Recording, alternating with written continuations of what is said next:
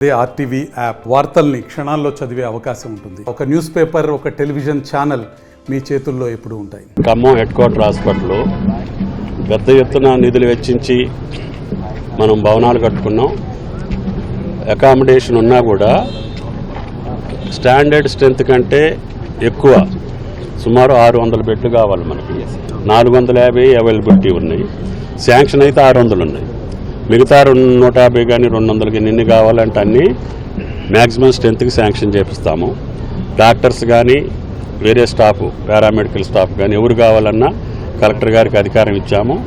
ఆయన గారే జాయిన్ చేసుకోవచ్చు అవుట్ సోర్సింగ్ మాదిరిగా. ఆయన గారు నిన్ననే నోటిఫికేషన్ కూడా ఇచ్చారు.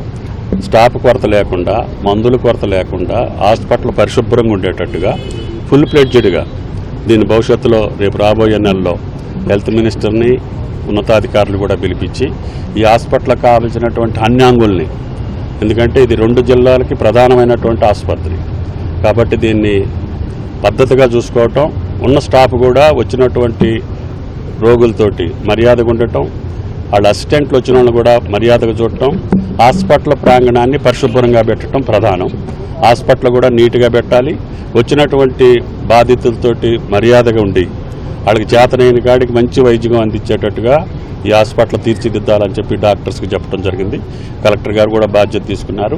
ఇప్పటికే చర్యలు మొదలుపెట్టారు. అవుట్ సోర్సింగ్ ద్వారా కావాల్సిన స్టాఫ్ను తీసుకుంటున్నాం. మున్సిపల్ కమిషనర్ గారు కూడా దీని పరిసరాలు కూడా పరిశుభ్రంగా పెట్టమని చెప్పడం జరిగింది. వారం 10 రోజుల్లో ఈ హాస్పిటల్ యొక్క రూపురేఖలు మార్చాలి. ఇందుట్లో స్క్రాప్ ఉంది, డంపింగ్ యార్డులు ఉన్నాయి, అన్ని చికాకులు ఉన్నాయి. అన్నింటినీ కూడా కమిషనర్ గారు ఒకసారి చూసి దీన్ని పరిశీలించి పరిశుభ్రం చేయమని చెప్పడం జరిగింది. Thank you. మరిన్ని వీడియోస్ కోసం ఛానల్ ని సబ్స్క్రైబ్ చేయండి. లేటెస్ట్ అప్డేట్స్ కోసం వాట్సాప్ ఛానల్ ని ఫాలో చేయండి. అండ్ లింక్ డిస్క్రిప్షన్ లో ఉంది.